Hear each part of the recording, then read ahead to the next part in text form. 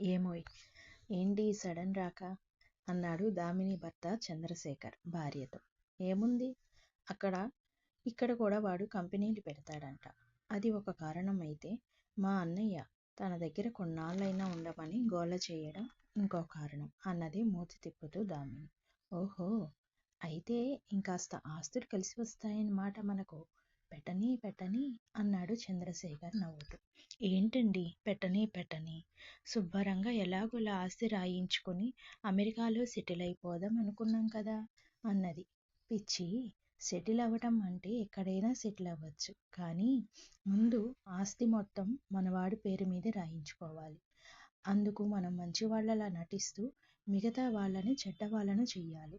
మీ అన్న వాళ్ళ ముందు, ఆఖరికి ఆ మోక్షగాడిని కూడా అన్నాడు చంద్రశేఖర్. అందుకే కదండి వాడికి మా వదిన మీద ఉన్నవి లేనివి చెప్పి